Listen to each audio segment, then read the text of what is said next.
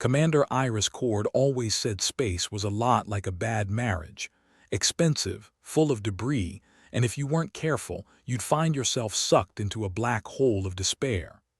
Unsurprisingly, she felt right at home in the cockpit of the Out of Luck, a ship living up to its name. Her fingers danced over the control panel, which was as reliable as a politician's promise. Hull integrity at 72%. The voice of the ship's artificial intelligence, an entity with the charisma of a dying star, crackled through the speakers. 72%.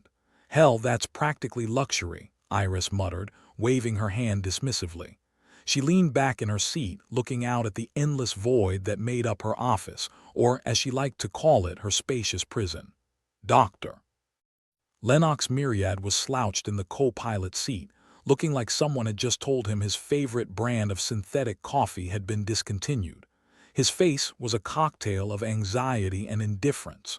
You know, Iris, if we survive this, I'm going to write a paper about the psychological effects of space travel. Make sure you dedicate it to me. Iris grinned, checking the radar for any signs of trouble. I'd hate to be left out of a bestseller. The problem of the hour, or rather the problem of the century, was the Vorex. Ugly as sin and twice as vengeful, they decided Earth's orbit wasn't chaotic enough, so they activated some ancient cosmic booby trap, a weaponized planet core. Why? Typical alien logic, because they could. So, Doctor.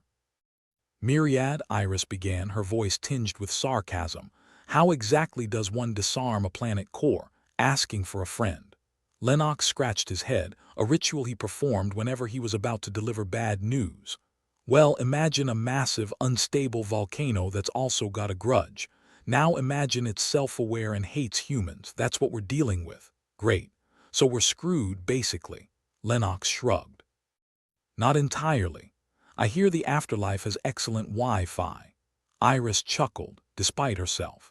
At least I'll be able to stream my favorite soap operas.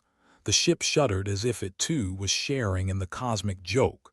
The Vorex had been at this whole Destroy Earth gig for a while now, ever since some diplomat had accidentally insulted their supreme overlord by comparing him to a particularly unpleasant earthworm. You know, I never liked earthworms, Iris said, as if reading Lennox's thoughts. Always so damn wriggly, Lennox nodded. And yet here we are trying to save our wriggly little planet. Iron is a bitch, Iris agreed. Back on Earth, things weren't exactly peachy. The Singularity Gate crisis had people running around like chickens with their heads cut off, which coincidentally was also how Iris felt most days.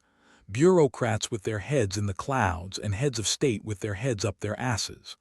Earth Central Command, this is Out of Luck. Iris spoke into the comm, her tone suggesting she'd rather be anywhere else. We're approaching the Vorex weapon core. Requesting. Well, anything really. The response was static, followed by a voice that sounded like someone had set a microphone on fire. Out of Luck, this is Earth Central. Proceed with caution. Caution. Never heard of it, Iris replied dryly, cutting the transmission. So what's the plan? Lennox asked. Hoping for a miracle, Iris said. And maybe a stiff drink afterward. The Vorex planet loomed in the viewport, an ugly ball of malice and magma. Iris couldn't help but appreciate its sheer malevolence. Nice place for a picnic if you're into lava. Lennox was fiddling with his tablet, face twisted in concentration. I think I've got a solution. Or at least a temporary distraction. If it involves duct tape, I'm all ears. More like a massive EMP, Lennox said, grinning like a kid who'd just been handed a flamethrower. An imp? Iris raised an eyebrow. You think that'll work? It'll either save the day or fry our circuits. Either way, it's a hell of a show. Sounds like my last relationship, Iris quipped. Let's do it. The EMP was a desperate gamble, a Hail Mary thrown into the great abyss. Iris initiated the sequence, fingers crossing involuntarily. The ship hummed with energy, and she mentally prepared herself for either victory or a very localized apocalypse. Firing in 3, 2, 1. Lennox counted down, and with a press of a button, released the electromagnetic pulse. For a moment the universe held its breath. Then the planet core reacted, an explosion of colors across its surface as systems shorted out, a cosmic tantrum. "Holy shit, you did it," Iris breathed, unable to hide her surprise. Lennox grinned, a rare sight. "I promised you a miracle, didn't I?" "Yeah, but I figured you were just full of crap," Iris admitted, laughter bubbling up.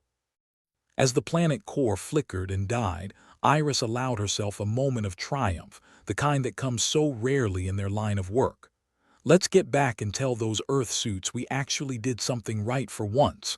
Lennox nodded, though a shadow of concern crossed his face. "You think the Vorex will just let this slide? Those tentacle heads, doubt it." Iris smirked. "But we bought ourselves some time." As the out-of-luck charted a course back to Earth, the two sat in contemplative silence, the weight of what they'd just done sinking in. Saving a planet wasn't just another Tuesday. "You ever think about what you'd do if you weren't trying to save the world?" Lennox asked suddenly. "Yeah," Iris replied without hesitation. "I'd be a bartender. A bartender." "Seriously? Hey, it's basically what I'm doing now, minus the tips. Plus, I already have the perfect demeanor for dealing with people day-drinking their problems away." Lennox chuckled. "I can see it. Welcome to Iris's cosmic dive, where the drinks are strong and the bartenders stronger." "Exactly," Iris said, leaning back in her seat. "But first, let's save the world." The out-of-luck drifted through space, perhaps a bit more optimistically named now than it had been. A small victory in a galaxy that seemed hell-bent on wiping humanity out. Yet, as far as Iris and Lennox were concerned, any day that ended without a funeral in the cold vacuum of space was a day worth celebrating. And somewhere in the distant reaches of the cosmos, the Vorex were undoubtedly plotting their next move. Because evil never really sleeps. It just takes a coffee break. Commander Iris Cord had always thought of Earth as a dysfunctional family barbecue, messy, loud, and just a hair's breadth from a full-blown meltdown at any given moment. But it was home, and now that home was on the cosmic chopping block. As the out-of-luck limped back into Earth's orbit, the view outside the cockpit was anything but comforting. The planet's atmosphere shimmered with unnatural colors, a kaleidoscope of impending doom courtesy of the Vorex's little science project. If there were awards for catastrophic light shows, this would take the prize. "Looks like a rave down there," Iris muttered, watching the swirling hues with a mix of awe and dread. "All that's missing is the techno music and a faint whiff of bad decisions." "Doctor," Lennox Myriad glanced up from his tablet, where he'd been furiously scribbling notes. "I don't know about you, but I feel like I'm about 3 existential crises deep into a bad acid trip." Iris snorted.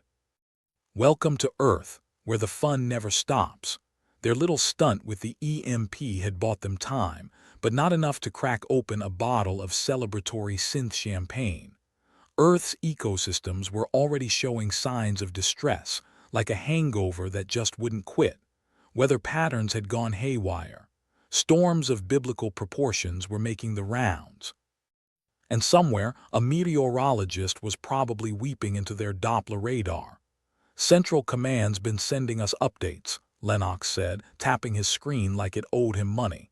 "Ecosystems are destabilizing. Plants are mutating. The usual Tuesday stuff. At least Mother Nature's keeping things interesting," Iris quipped.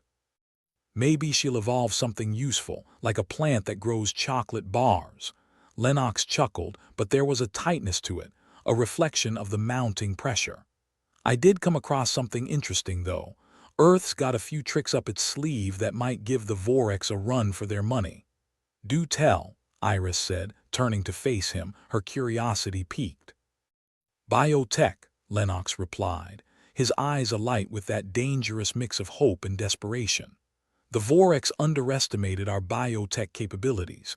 We've been working on something that could potentially counteract the weaponized core's effects." Iris raised an eyebrow, skepticism mingling with a glimmer of hope. "Biotech, huh? Is it going to involve more duct tape?" "Possibly," Lennox said with a smirk. "But think more along the lines of genetically engineered plants that can absorb and neutralize the core's emissions." "Plants, huh?" Iris mused.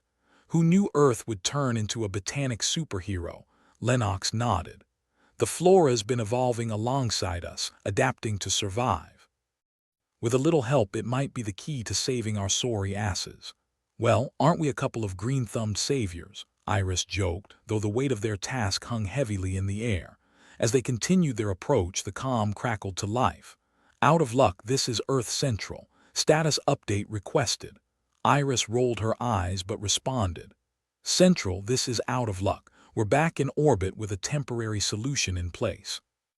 And by temporary, I mean hold onto your hats because it's going to get bumpy. Copy that, out of luck. We've got teams standing by for any intel on counteracting the core. Well, tell them to get their gardening gloves ready, Iris said. We're going to need them. The transmission ended and Iris turned to Lennox. All right, Doc, how do we turn this planet into a horticultural defense system? Lennox rubbed his temples, a sign that he was about to embark on a mental marathon. We need to interface with Earth's biotech division, get them to synthesize and deploy the modified plants. Sounds simple enough, Iris said, her tone dripping with sarcasm. What's the catch? The catch is time, Lennox admitted. We've got to act fast before the core's effects become irreversible. Iris sighed, leaning back in her chair. Time. The one thing we never seemed to have enough of. The journey to Earth's surface was uneventful, if one ignored the turbulent atmosphere threatening to turn them into cosmic confetti. Landing at Earth Central was more like a controlled crash, but Iris managed to touch down without incident, a testament to either her skill or sheer dumb luck. Earth Central was a hive of activity, people bustling about with the energy of ants on a sugar high. The duo was whisked away to a briefing room where a group of scientists awaited them, each looking more stressed than the last. Iris took a seat at the head of the table, exuding the kind of confidence that suggested she didn't care if the ship was on fire. She'd still light a cigarette. Beside her, Lennox fidgeted with his notes like a student about to present a half-baked thesis. All right, folks, Iris began, addressing the room with the authority of someone who'd seen it all and then some. The Voreks have turned Earth into their personal science fair project, and it's up to us to make sure they don't win first prize. The lead scientist, a bespectacled woman with a weary but determined face, nodded.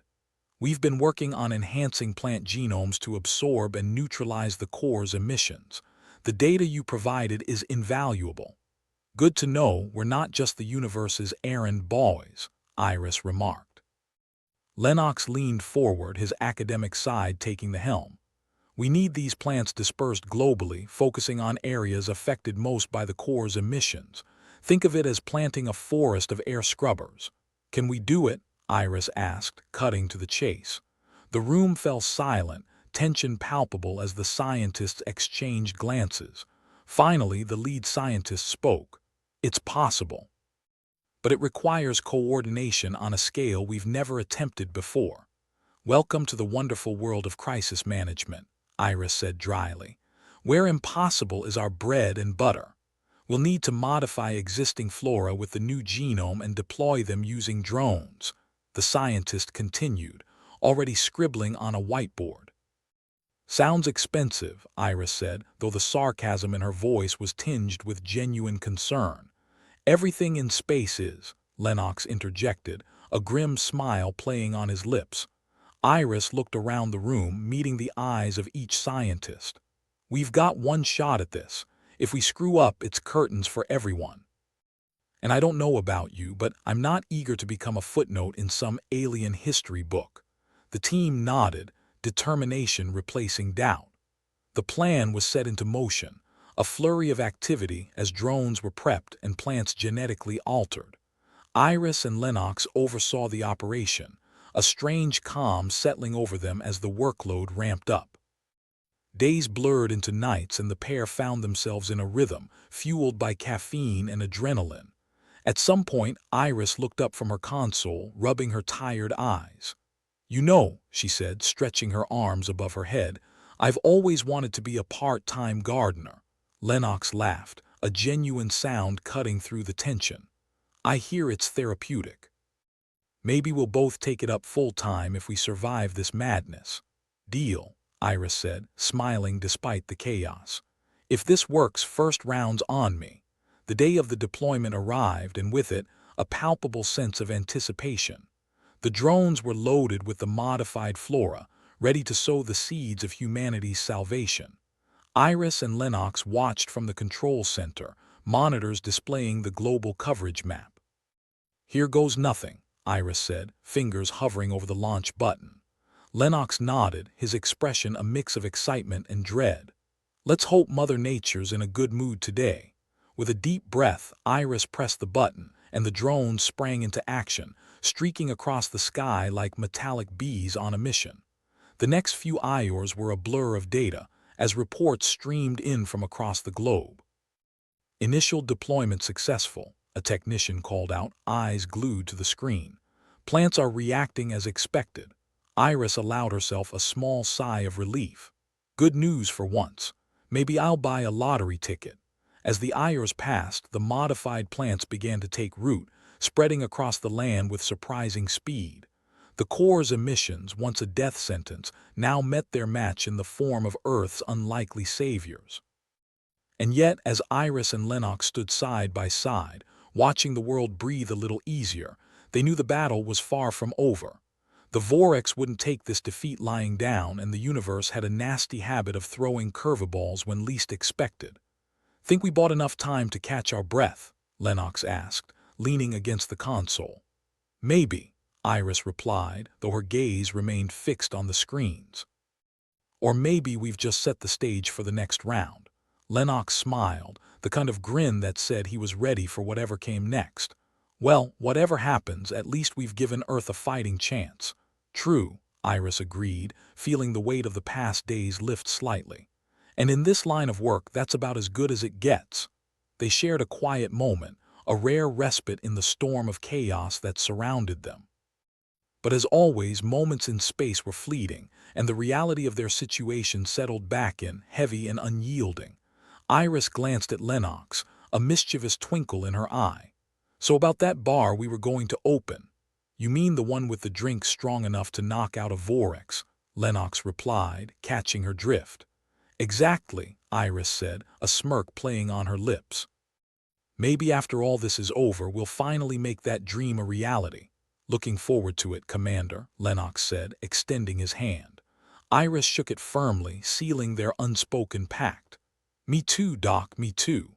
As they turned back to their consoles, the out-of-luck drifting silently above a world on the mend, they knew the fight was far from over. But for now, they'd done their part, and that was enough.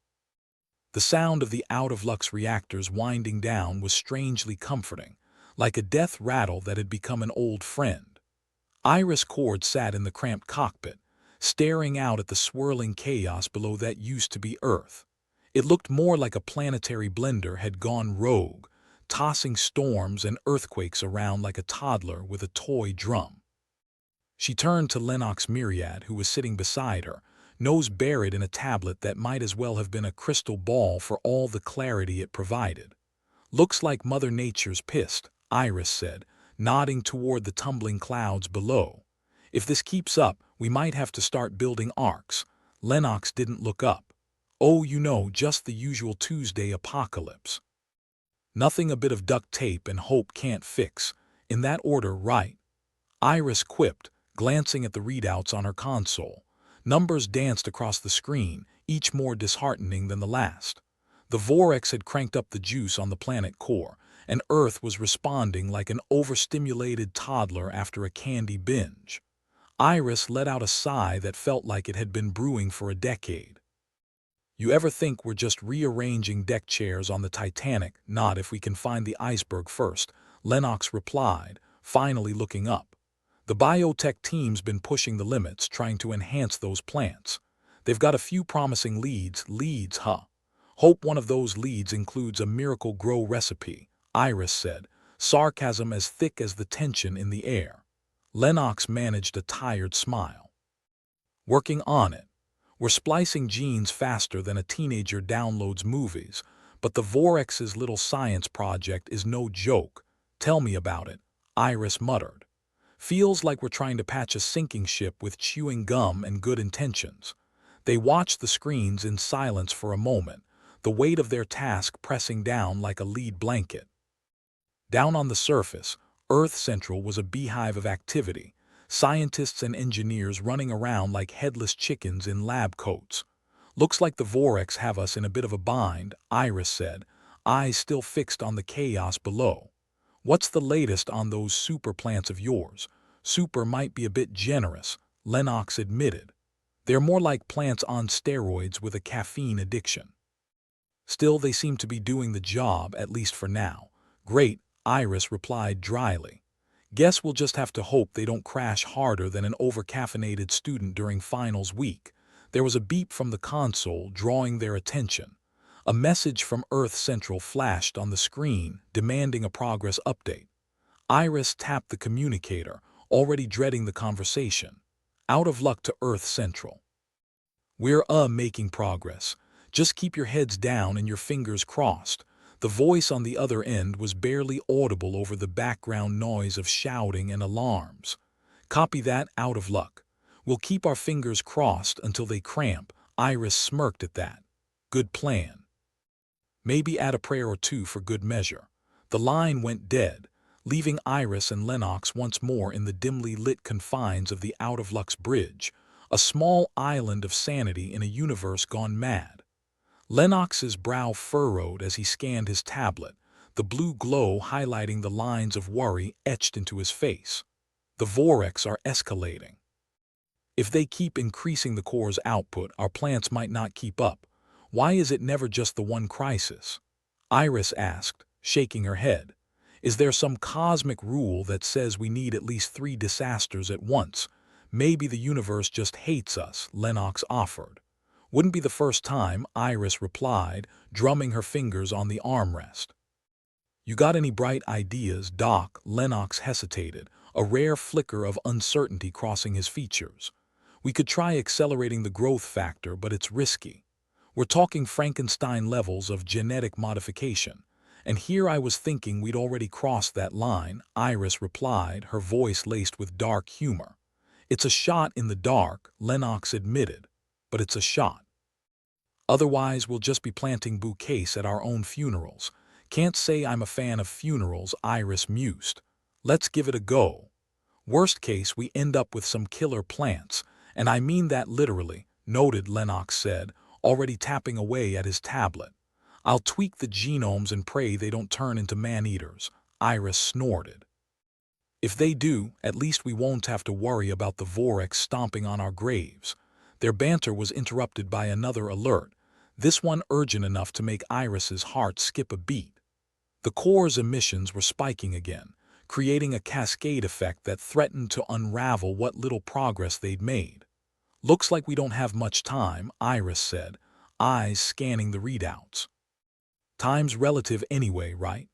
Lennox replied, though his attempt at humor fell flat. We'll need to accelerate the plant deployment. More drones, higher saturation. Sounds like a plan, Iris said. Let's just hope those plants are as eager to save the world as we are. They worked in tense concentration, the hum of the ship's systems a constant backdrop to their whispered conversations and hurried calculations. Outside, the Earth spun on, oblivious to the struggles of the 2 souls in orbit, fighting against odds that would make gamblers weep. Hours passed in a blur, each one bringing new challenges and setbacks. Iris felt the exhaustion creeping in, but she pushed it aside, focusing on the task at hand. They were humanity's last line of defense, and failure was not an option, at least not a survivable one.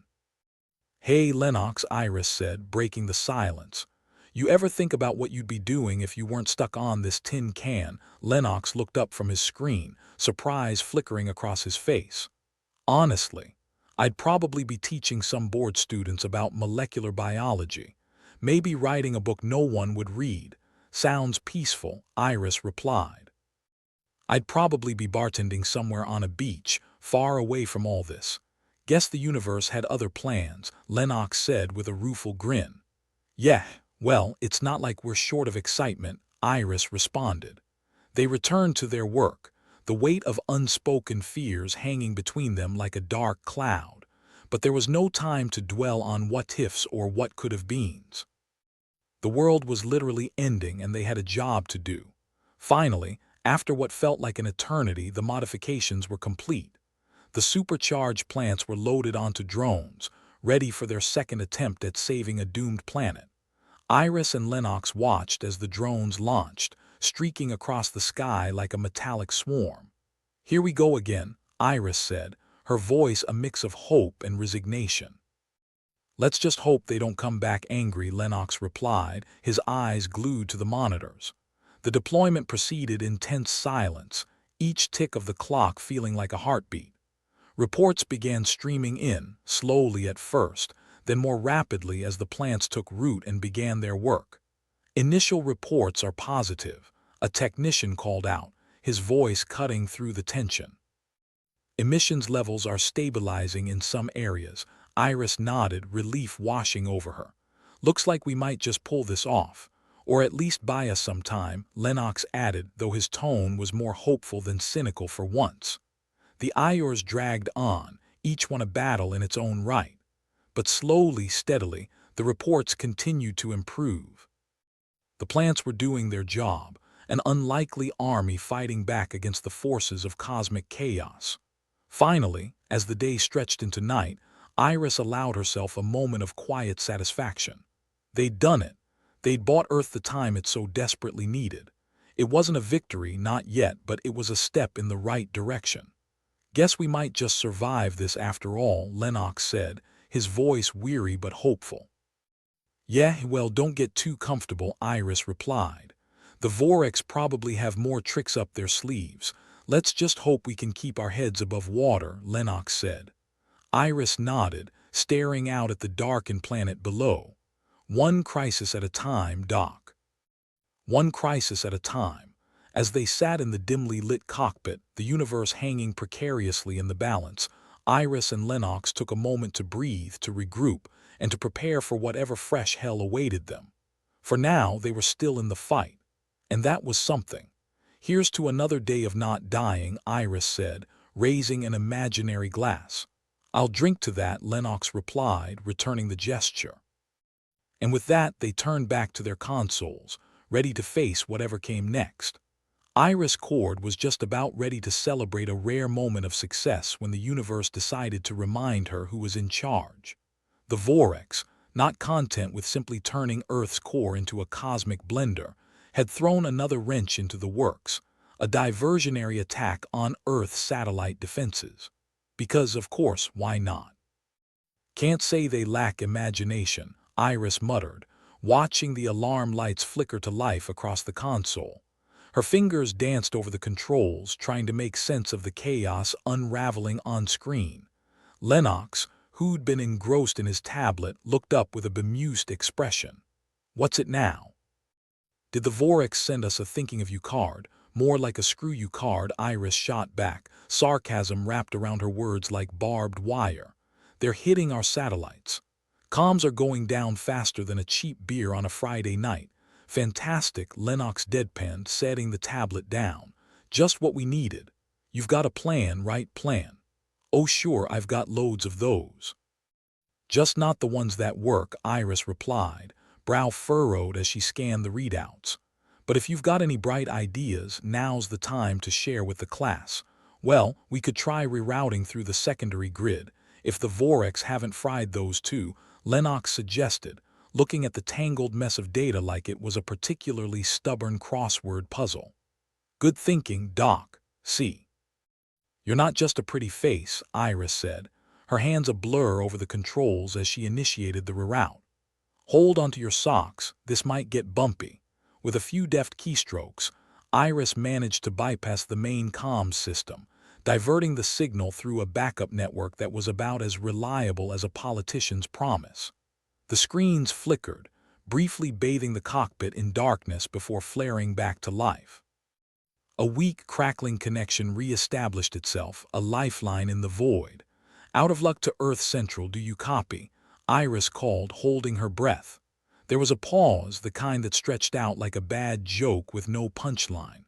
Then a voice crackled through the speakers, distorted but recognizable. Barely out of luck. We're holding together with duct tape and prayers over here. Join the club, Iris muttered under her breath before responding.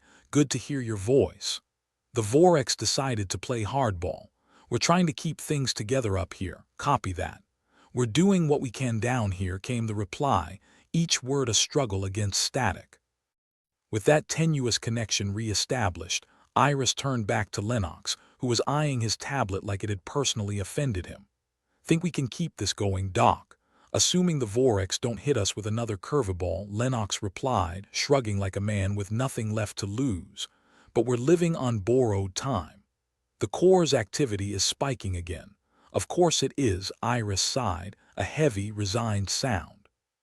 Why deal with one crisis when we can juggle two? Outside the ship, Earth continued its cosmic dance with chaos, storms and earthquakes playing out like some twisted symphony. The planet's surface was a patchwork of destruction and frantic activity, a testament to humanity's stubborn refusal to roll over and die. Looks like we're going to need a new strategy, Iris said, eyes scanning the data with the intensity of someone searching for a needle in a pile of radioactive haystacks. I've got a few ideas, Lennox said, his tone suggesting those ideas were about as stable as nitroglycerin. If we can recalibrate the drones, maybe we can use them to stabilize some of the satellite relays. Recalibrate, huh? Sounds like a fancy word for hope and pray, Iris replied, already adjusting the drone controls. But it's worth a shot. Let's see if we can't make those metal bugs of Iors earn their keep. The cockpit was a hive of activity, screens flashing information faster than the human eye could process. Warnings, alerts, and occasional snippets of data scrolled by, each one demanding attention like a spoiled child. Remind me why we signed up for this again, Lennox asked, half joking. Because we're idiots, Iris offered, her voice filled with the dark humor born from exhaustion and desperation. Or maybe because someone's got to save the world and it sure as hell wasn't going to be anyone else. Good point, Lennox agreed, his own laugh a brittle thing. Let's just hope we don't end up saving it from ourselves. The drones buzzed to life, their engines a comforting hum against the backdrop of impending doom. Iris watched as they shot out from the belly of the Out of Luck, small specks against the vastness of space. Each one carried a fragile hope that they could find some way to stitch Earth's communications back together. Go, my little mechanical minions, Iris said under her breath. Do what we can. Lennox, meanwhile, was juggling data streams, his fingers a blur as he punched in commands with the speed of a caffeinated squirt. If we can get those drones to hook up with the satellites, we might just buy ourselves a bit more time. Here's hoping, Iris replied, though doubt gnawed at her like a particularly persistent itch. Otherwise, we're looking at a whole new level of screwed. Minutes ticked by, each one an eternity. The drones reached the satellites, their onboard systems interfacing with the damaged relays like digital surgeons working on a patient too far gone. Iris watched the data, the tension coiling in her stomach like a snake ready to strike. Any luck? Lennox asked, not looking up from his work. Too soon to tell, Iris replied, her voice tight. I'm trying not to jinx it, so let's pretend I didn't just say that. As if on cue, a series of alerts pinged across the console. Iris's heart skipped a beat, dread and hope mingling in equal measure. She punched up the data, her eyes scanning the information like it held the secrets of the universe. There, Lennox said suddenly, his voice breaking the silence. We've got a connection. It's weak, but it's there. Finally, some good news, Iris said, allowing herself a small moment of relief. We might just pull this off after all. But even as they celebrated that small victory, the universe wasn't done throwing curveballs. Another alert flashed onto the screen, this one screaming of increased activity in the core. The Vorex, it seemed, had a flair for the dramatic and a sadistic sense of timing. They're ramping it up again, Lennox said, his voice flat. If the core keeps going like this, we're going to run out of options real fast. Why am I not surprised? Iris muttered, her fingers drumming a tense rhythm against the console. It's like they know exactly how to keep us on our toes.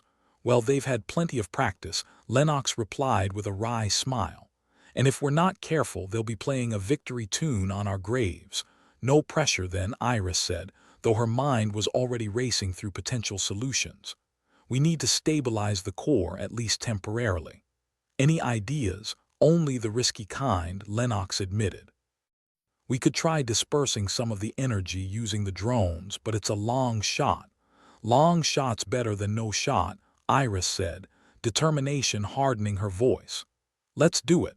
The next few hours were a blur of activity, each decision a gamble with stakes higher than they'd ever faced.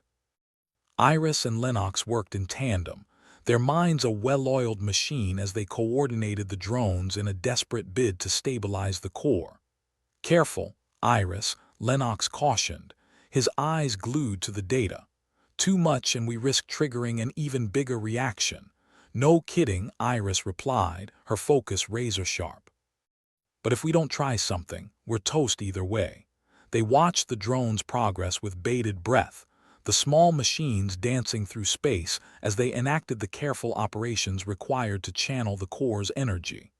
Each successful maneuver was a victory, each failure a reminder of how thin the margin for error was. Looks like it's working, Lennox said, disbelief coloring his voice. The core's activity is stabilizing. For now, Iris replied, though the weight of exhaustion bore down on her. But who knows how long it'll last? Long enough for us to catch our breath, hopefully, Lennox said, his voice carrying a note of weary optimism.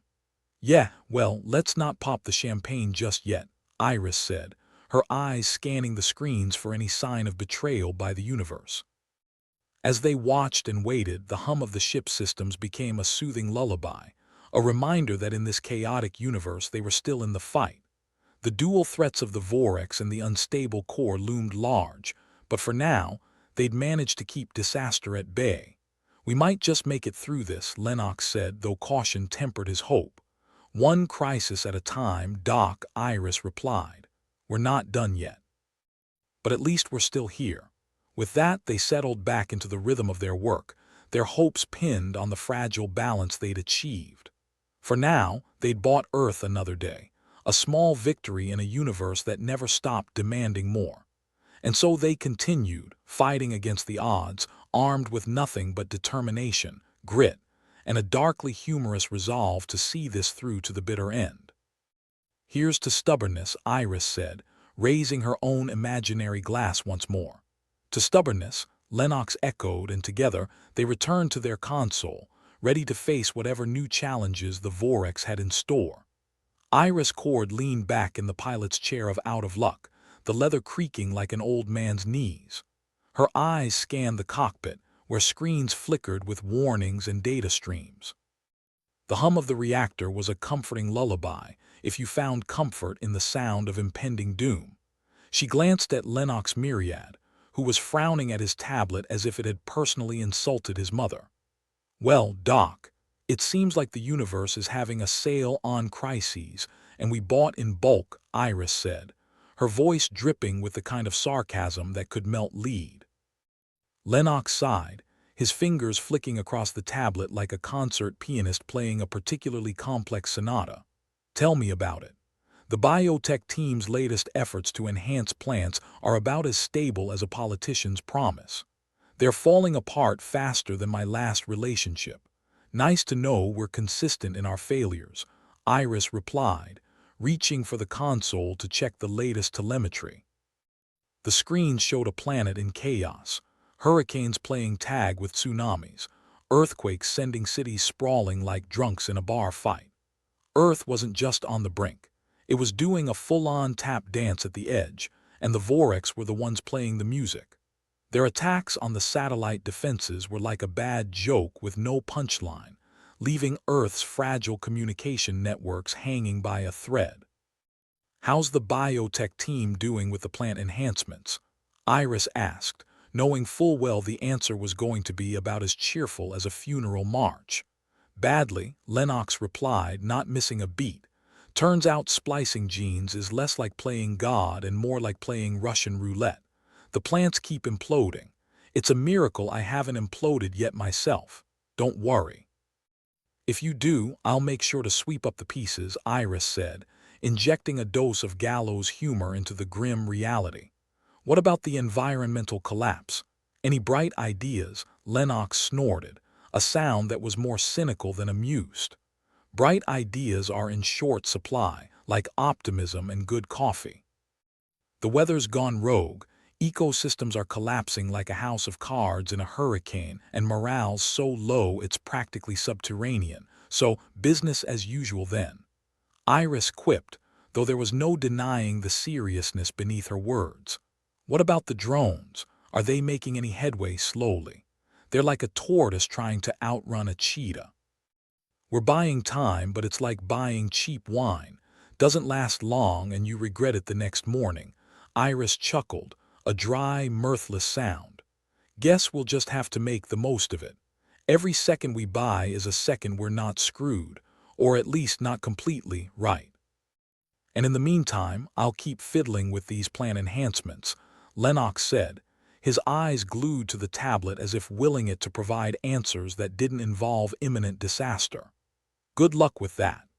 I'll be here, keeping the ship from turning into a very expensive paperweight, Iris said, her fingers dancing over the console, adjusting settings and monitoring the ship's vitals. As she worked, the familiar sense of hopelessness settled over her like a heavy fog. The Vorex had turned Earth into their playground of chaos, and it seemed like every attempt to stabilize the situation was met with another cosmic curveball. "Hey, Iris," Lennox called, breaking her reverie. "Yeah, did you ever think we'd be out here playing heroes in a sci-fi nightmare?" Iris let out a bark of laughter, though humor was the last thing she felt. "Nope. I was more of a get-a-desk job and live quietly kind of girl. But here we are, saving Earth one screw-up at a time. Funny how life turns out," Lennox said, though his tone was anything but amused. With another glance at the screens, Iris noted the spikes in core activity. The Vorex were relentless, pushing the planet to its limits with a sadistic glee. And here they were, stuck in a tin can with limited resources and a dwindling list of options. "Think we'll pull through this?" Lennox asked, his voice tinged with doubt. Iris shrugged, offering a half-smile that was more grimace than reassurance. "Maybe. If sheer stubbornness counts for anything. That's what I like about you, Iris," Lennox said with a wry grin. "Always the optimist." "Someone's got to be," she replied, turning her attention back to the task at hand. "And it sure as hell isn't going to be anyone else." The Iors dragged on, each minute an eternity as they wrestled with problems that seemed insurmountable. Iris felt the weight of responsibility press down on her shoulders, a reminder that failure wasn't an option, even if success felt like a pipe dream. "Any progress on stabilizing the core?" Lennox asked, his focus never wavering. "Some. The drones are holding, but it's like trying to patch a sinking ship with chewing gum. We're keeping our heads above water, but one misstep and we're sunk." "Lovely image," Lennox said, shaking his head. "But I'd rather be on dry land. Wouldn't we all?" Iris replied, her gaze fixed on the swirling chaos outside their ship. "Wouldn't we all?" Despite the gloom, they pressed on, driven by the stubborn refusal to give up. Iris could feel the tension mounting, the stakes rising with every tick of the clock. They were out of time, out of options, but not out of fight. "Here's to saving the world," Iris said, raising an imaginary glass. "To saving the world," Lennox echoed, though his tone was laced with cynicism. "Or at least, what's left of it." As they worked, the universe continued its dance with chaos, Earth spinning in the grip of forces beyond their control. The Vorex were relentless, but so were they, and as long as there was breath in their bodies, they'd fight. And maybe, just maybe, they'd win. But for now, they'd settle for survival, one day at a time. And in a universe hell-bent on their destruction, that kind of stubbornness might just be enough. Iris Cord sat in her creaky leather throne, the pilot's chair, the one piece of furniture in out of luck that seemed to have survived the cosmic thrashing the universe had dished out. She squinted at the flickering screens, which spewed data like a drunk at last call. Behind her, Lennox Myriad was locked in a staring contest with his tablet, the loser likely being his sanity. "Well, Doc," Iris said, her voice as dry as the Martian desert, "if this whole saving the world gig doesn't pan out, we could always open a circus. We've got the clowns and the chaos down pat." Lennox's fingers danced over the tablet, orchestrating a symphony of data meant to be uplifting but sounding more like a dirge. "Or we could auction off the ship's parts. I hear rusted metal's a hot commodity these days. Let's not get ahead of ourselves. We might need those parts for our next ingenious survival scheme." As if on cue, the ship shuddered, a reminder that space was less a serene void and more a cosmic demolition derby. Iris's eyes tracked the erratic dance of figures on the screens. Earth was still in its death spiral, a planet-sized piñata that had been bashed one too many times. The Vorex had turned Earth's core into their private plaything, and now it seemed they were doubling down on their efforts. "Got anything hopeful on that tablet of yours, or is it just more doomsday predictions?" Iris asked, half out of habit, half out of desperation. Lennox snorted, a sound more cynical than a politician's promise. "Hopeful, not quite, but there is something interesting. I've been looking into the plant enhancements again. Turns out some of these genetically modified plants have a knack for interacting with Earth's magnetic field." Iris perked up, or as much as one could when buried under a mountain of cynicism. "Interacting, as in stabilizing, possibly. It's a bit like discovering your plants are secretly superheroes or at least sidekicks. They could help channel and reduce some of the core's excess energy. Plants as superhero sidekicks. Sounds like a comic book nobody would buy," Iris said, though a glimmer of intrigue sparked in her eyes. "But if it works, I'm all for it. Don't pop the champagne yet."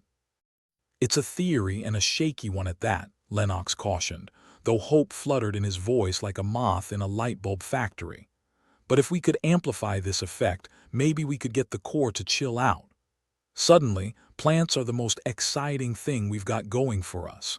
Isn't that just our luck?" Iris leaned back, the chair groaning in protest.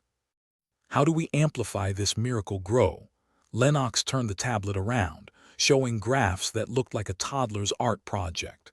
"We'd need to deploy these bioengineered seeds across a wide area, specifically where the magnetic field is most volatile."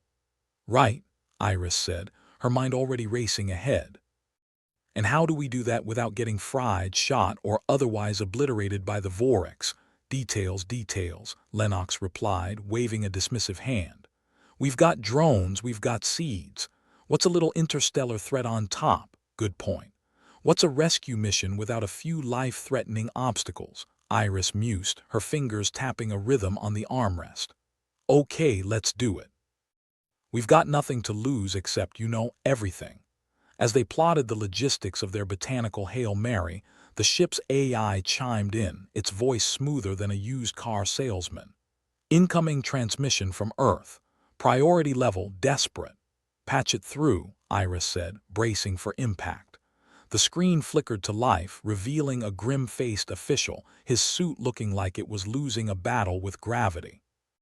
"Commander Core, Dr. Myriad. We've received intelligence that the Vorex are planning a final assault. They're mobilizing forces near the orbital defenses." "So they're going for the jugular," Iris said, deadpan. "Pretty much," the official replied, his voice heavy with resignation. "We're doing what we can on our end, but—" "Well, let's just say the odds aren't in our favor. Tell me something new," Lennox muttered under his breath.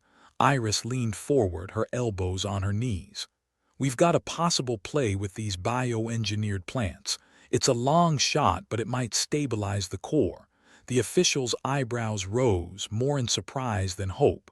"That's something, at least, but you'll need to hurry. If the Vorex take down our defenses, it's game over." "We'll do our best," Iris promised, knowing full well the weight of those words. The transmission cut, leaving the cockpit bathed in the glow of the screens.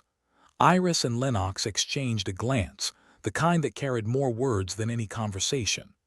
"Well, Doc, looks like it's up to us and our green-thumbed friends," Iris said, her voice carrying a note of determination. Lennox nodded, determination etched across his features. "Let's get these seeds scattered before the Vorex decide to throw a cosmic tantrum." With that, they set to work, prepping the drones and loading the precious cargo of seeds.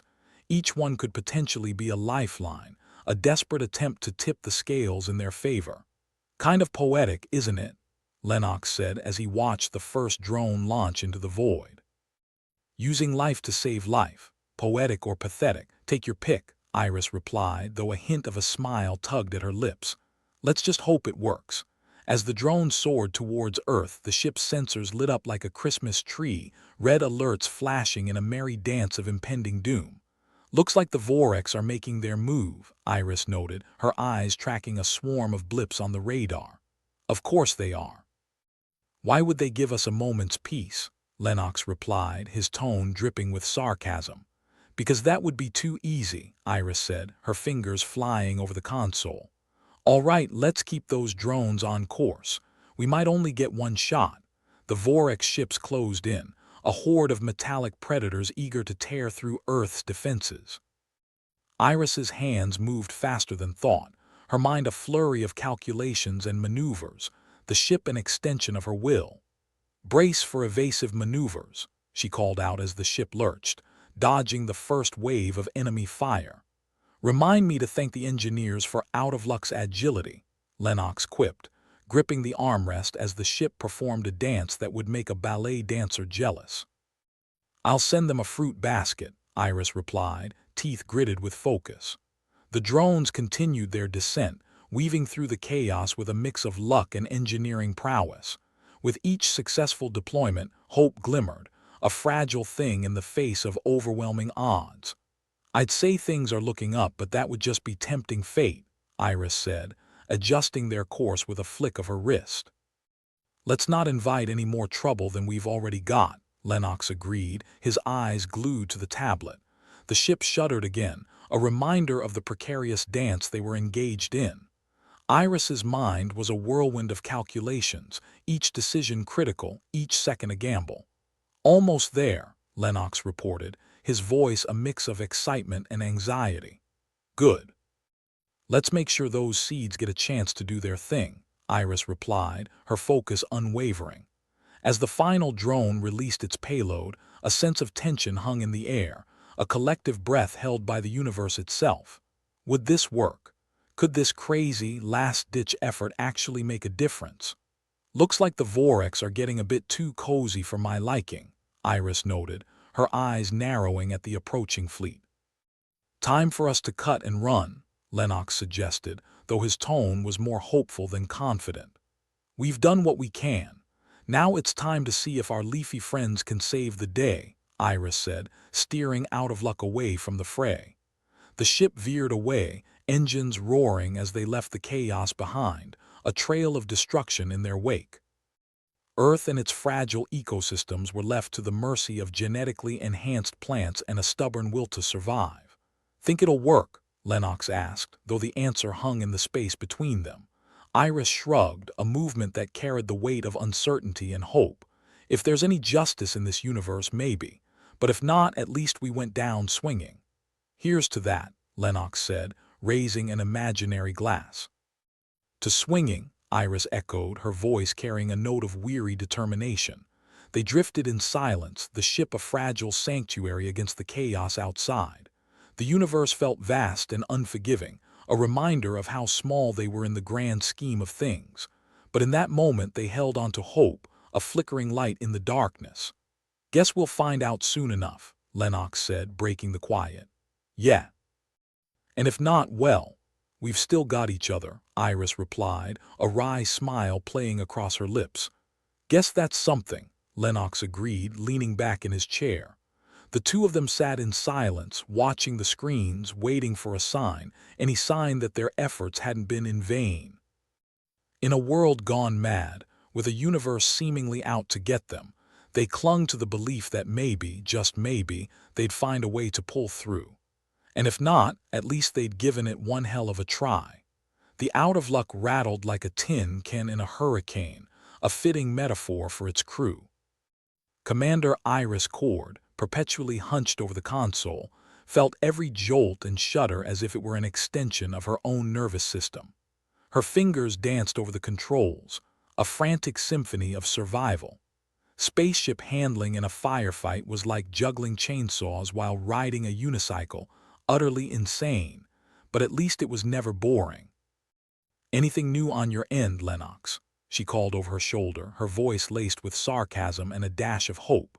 Dr. Lennox Myriad, the neurotic scientist with a penchant for existential dread, looked up from his battered tablet.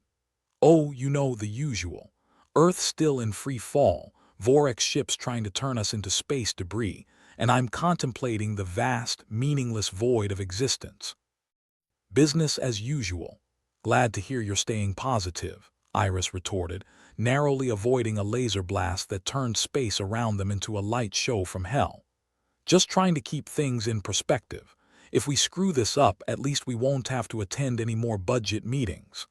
Iris snorted, a sound that was half amusement, half agreement.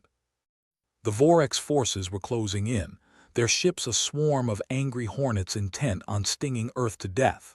The planet's defenses were holding, but just barely, and the weight of their mission pressed down like an anvil on Iris's shoulders. "Out of luck indeed," she muttered, executing a sharp turn that sent her stomach lurching. "Any word from our leafy friends?" Lennox's eyes flicked to the tablet, his fingers tapping a rhythm only he understood. "Drones are on schedule. Seeds are being scattered like confetti at a particularly depressing parade."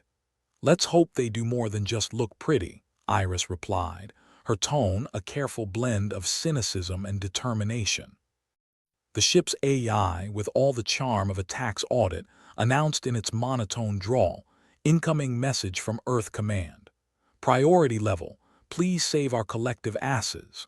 "Patch it through," Iris said, bracing for another dose of desperate optimism. The screen blinked to life, revealing the grim face of the official who seemed to have aged a decade since their last conversation. His suit looked like it had seen better days, much like Earth itself. "Commander Cord, Dr. Myriad, we've detected massive energy surges near the core. Your plants are doing something." "Something good, I hope?" Iris asked, her voice laced with the kind of fatalistic humor usually reserved for last words. "They're stabilizing the fluctuations." "It's like a miracle if you believe in that sort of thing." Lennox let out a breath he didn't realize he'd been holding. "Well, how about that? Our green-thumbed buddies might just pull this off." The official nodded, a flicker of hope in his eyes that Iris found disturbingly out of place. "But it's not over yet. The Vorex are regrouping for a final push. We need to hold them off long enough for the stabilization to take full effect." "Isn't that just the cherry on top?" Iris said, her voice dripping with sarcasm. "We'll do what we can." The transmission cut, leaving the cockpit in a state of tense silence. Iris and Lennox exchanged glances, the weight of the task ahead settling over them like a lead blanket. "Looks like we're not done playing hero just yet," Lennox said, his voice a mixture of apprehension and reluctant resolve. "Guess not. Let's see if we can pull another miracle out of our hats," Iris replied, steering the ship back into the fray. The Vorex fleet loomed ahead, a wall of destruction that promised nothing but pain and misery. Iris tightened her grip on the controls, her mind a whirl of tactics and desperation. "Reminds me of my last family reunion," Lennox said, attempting a wry grin. "Just with less alcohol and more laser fire." Iris chuckled despite herself. "At least we don't have to pretend to like these guys." The out-of-luck weaved through the enemy formation, dodging blasts and returning fire with an enthusiasm that belied its name. The Vorex were relentless, their ships swarming like locusts over a dying field, determined to snuff out any last hope of survival. "Think we can convince them to call it a day and go home?" Lennox asked, his fingers flying over the tablet as he rerouted power to the shields. "Only if we offer them something better on Netflix," Iris replied, deftly avoiding another barrage. The ship's AI chimed in again, Energy readings from Earth's core are stabilizing. The magnetic field is realigning. Looks like our little botany experiment is actually working, Lennox said, disbelief and relief mingling in his voice. Let's hope it holds, Iris said, her eyes scanning the chaos surrounding them. We just need to buy a little more time. The Vorex ships pressed their attack, but with the core stabilizing, Earth's defenses were rallying. The tide of battle was turning, and for the first time in what felt like forever, hope was more than just a cruel joke. Think we can actually pull this off? Lennox asked, his voice tinged with a cautious optimism that was both foreign and thrilling. Stranger things have happened, Iris replied, a hint of a smile playing at her lips. Like that time you tried to make soup from freeze-dried rations. Point taken, Lennox said, grinning despite the circumstances. We just might make it through this yet. As Out of Luck juked and jived through the maelstrom, the Vorex fleet began to falter. With Earth's core stabilizing and the planet's defenses finally getting their act together, the Vorex were losing their grip. I'd say it's about time we turned the tables, Iris said, a fierce determination in her voice. Agreed. Let's give them something to remember us by, Lennox replied, his mind firmly locked on the task at hand. The ship surged forward, its weapons blazing a path through the enemy ranks. It was a desperate gamble, but one fueled by a stubborn refusal to go quietly into the night. Iris and Lennox worked in unison, a testament to their shared resolve and biting humor. Remind me why we do this again, Lennox asked, a wry smile on his face. For the glamour, obviously, Iris shot back, her fingers a blur over the controls. The battle raged on, but the tide was turning. The combined efforts of Earth's forces and their botanical Hail Mary were pushing back the Vorex onslaught. Hope, that elusive specter, was becoming something tangible. Looks like we might actually have a future after all, Lennox said, his voice a mix of awe and disbelief. Funny how things work out sometimes, Iris replied, her tone laced with the kind of dry humor that had seen her through countless scrapes. The Out of Luck pressed on, a symbol of defiance in the face of overwhelming odds. The battle wasn't over yet, but for the first time, the end didn't seem as bleak as it once had. To surviving another day, Lennox said, raising an imaginary toast. To surviving, Iris echoed, her voice carrying the weight of hard-won hope. As the final act of their desperate gambit played out across the stars, Iris and Lennox were left with the knowledge that they'd done everything they could. Whether that would be enough was still in the hands of fate, but they had given it their all. And in the end, maybe that was enough. The Out of Luck drifted aimlessly, its battle-scarred hull a testament to the chaos it had just survived. It was as if it was taking a well-deserved breather, like an old dog that had finally caught the mailman. Inside, Iris Cord slouched in her chair, her fingers still twitching from the adrenaline rush. Dr. Lennox Myriad sat opposite her, staring blankly at his tablet, the screen flickering with the afterglow of victory. So we lived, Iris said, letting out a long, slow breath. Not bad for days' work.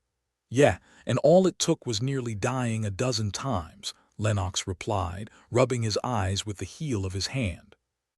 But hey, I hear that builds character.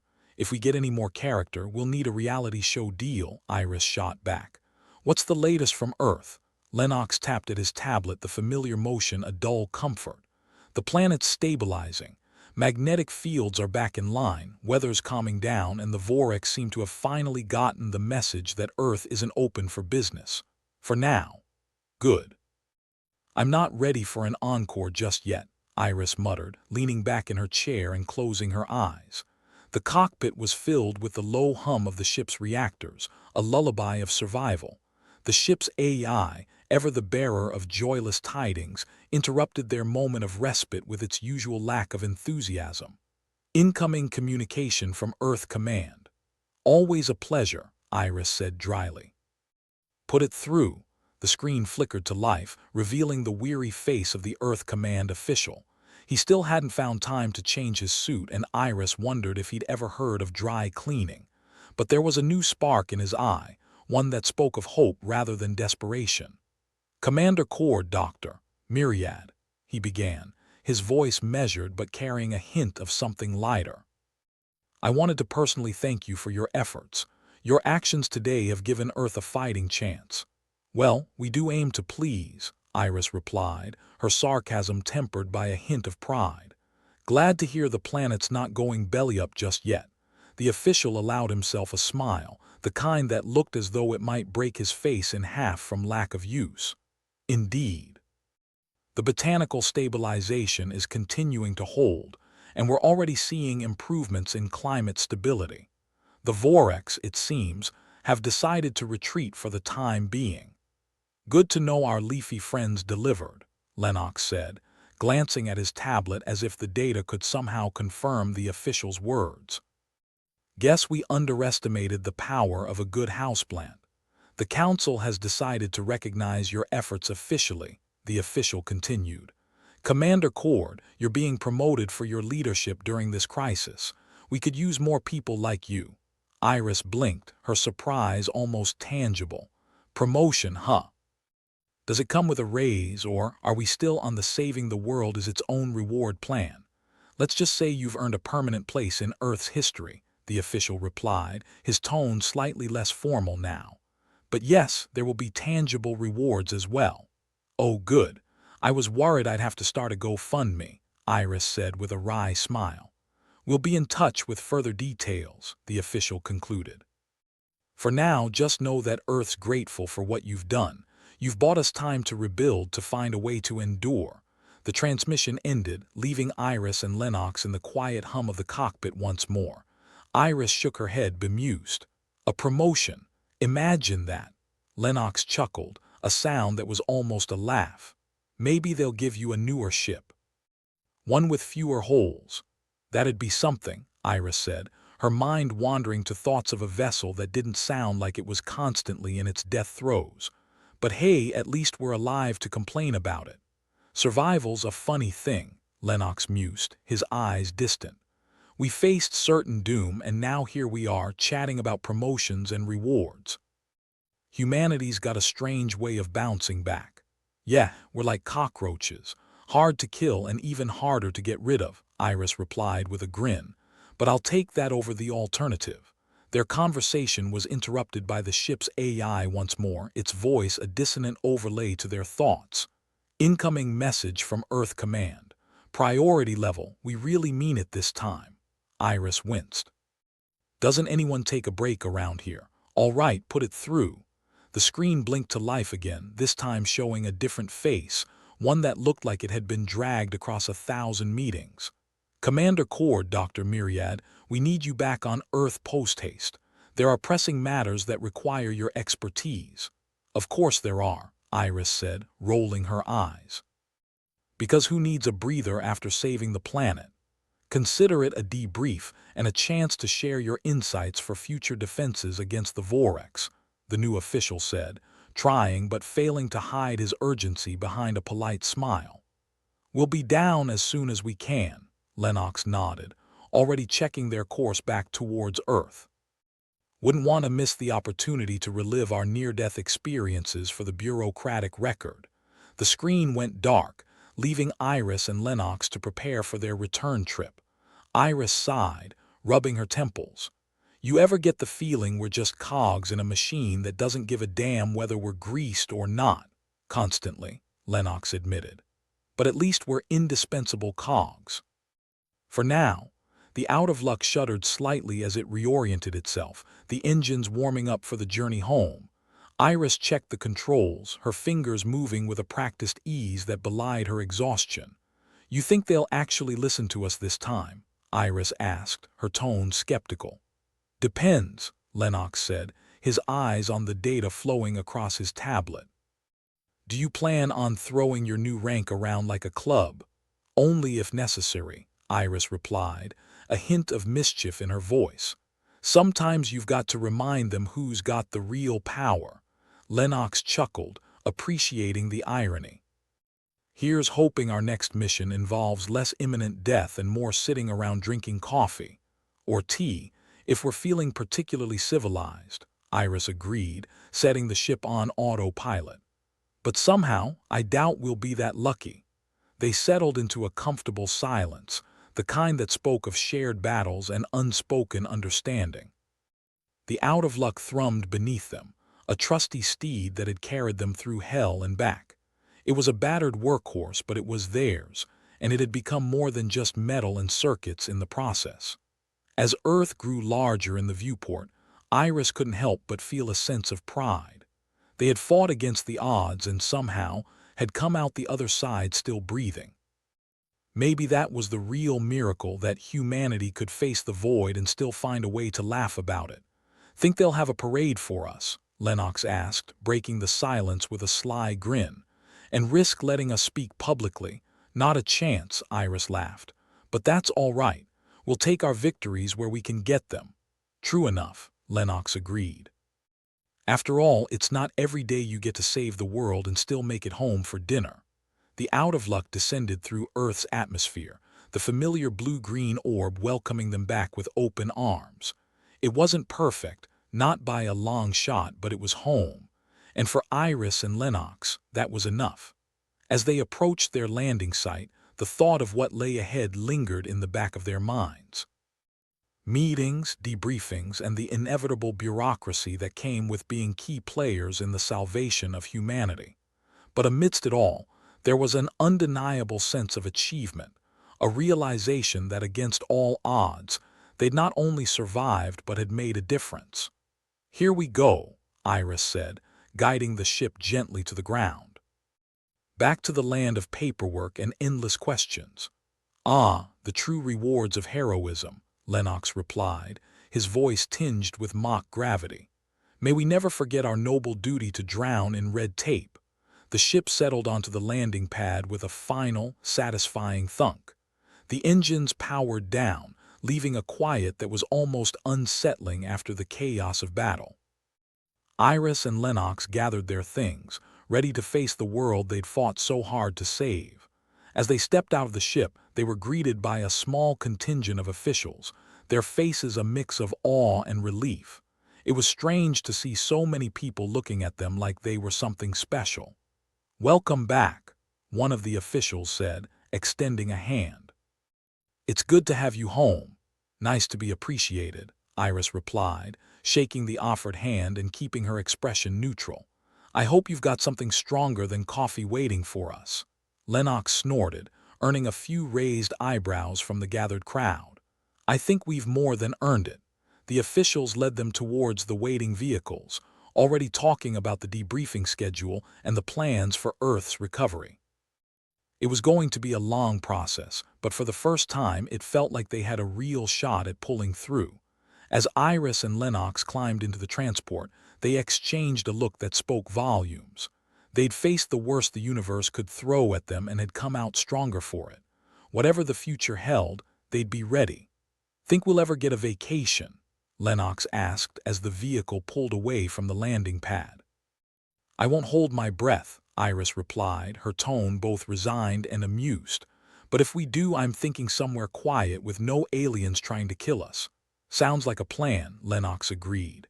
"But until then, I suppose we'll just have to keep making it up as we go along." "Isn't that what we're best at?" Iris quipped, a grin tugging at her lips. "Guess so," Lennox said, settling back in his seat. "And who knows, maybe next time we'll even get a little peace and quiet." The vehicle sped away from the landing site, carrying them towards a future that was uncertain but full of possibility. As Iris and Lennox looked out at the world they'd saved, they couldn't help but feel a sense of pride. They'd faced the darkness and had come out the other side still laughing, still fighting. And in the end, maybe that was what made humanity truly indomitable.